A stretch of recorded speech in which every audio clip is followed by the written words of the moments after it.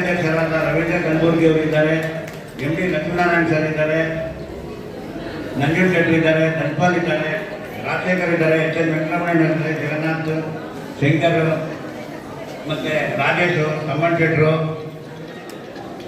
ದೀಪು, ವೀಣಾ ರಾಜೇಶ್ ಅವರು, ನಮ್ಮ ಮೈಸೂರಿನ ವೈದ್ಯರು ಎಲ್ಲರೂ ಕೂಡ ಈ ಕಾರ್ಯಕ್ರಮವನ್ನು ಉದ್ಘಾಟಿಸ್ತಾ ಇದ್ದಾರೆ.